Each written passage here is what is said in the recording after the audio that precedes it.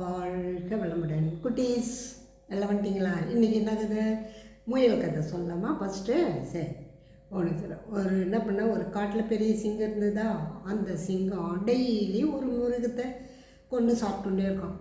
இதை பார்த்த முயல் குட்டிங்களை என்ன பண்ண, என்னடா நம்ம எல்லாத்தையும் சாப்பிட்டுங்க, நம்மளே போய் நேராக பேசலாம்னு சொல்லிட்டு அப்போ போய் பேசுது.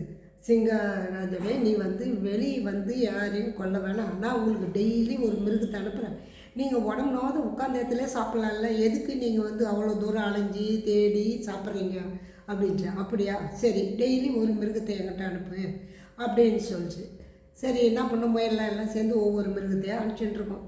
அப்போ போகிற மிருகம்னா கஷ்டப்படும், ஐயோ நம்மளை மட்டும் கொண்டுடுறாங்களா, அவங்களாம் நல்லாக்குறாங்களா அப்படின்னு நினச்சி நான் கஷ்டப்பட்டுக்கினே போவோம். அது மாதிரி டெய்லி ஒரு சிங்கம் ஒவ்வொரு இதுவாக சாப்பிட்டுருக்கோம் மிருகத்தை. ஒரு வாட்டி என்ன பண்ணுது, முயல் எல்லாரையும் ஒன்றா அனுப்பிச்சதில்ல, ஒரு குட்டி முயல் அனுப்புது. குட்டி முயல் அனுப்பிச்ச உடனே அது என்ன சொல்லுது, எனக்கு இன்றைக்கி ரொம்ப பசி ஆகுதுன்னா உன்னை தூண்டு அனுப்பிச்சிக்கிறாங்க, இது எனக்கு எப்படி பசி ஆகும் அப்படின்ட்டு கோபம் வருது. அது சிங்கமே, நீ கோவப்படாத, நீ நான் சொல்கிறத கேளுங்க. ஃபஸ்ட்டு நாங்கள் 5 பேர் வந்தோம் ஒன்றா. 5 பேர் வரும்போது என்ன பண்ணால், உன்ன மாதிரி ஒரு சிங்கம் முன்னாடிக்கிறாரு ஒரு இடத்துல. அவர் என்ன பண்ணார், 4த்தையும் கொண்டுட்டு நான் தப்பிச்சு ஓடிடுவேன்ட்டேன். ஏன் வந்தேன்னா, உங்களுக்கு பசியாக இருக்கல்ல, அதனால தான் நான் உங்கள்கிட்ட ஓடி வந்துட்டேன் அப்படின்னு. ஆஹா, நீ நல்ல ஆள் தான், பரவாயில்ல, எனக்கோசம் நீ வந்திய அப்படின்னா.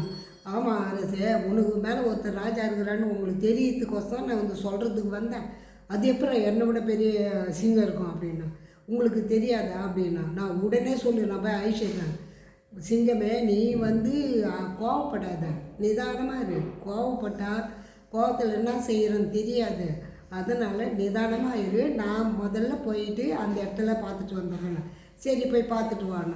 பார்த்துட்டு ஆமாம் இருக்காங்க, பெரிய கோட்டை கட்டி அதில் இருக்கிற அவர், யாரையும் உள்ளே விடாத.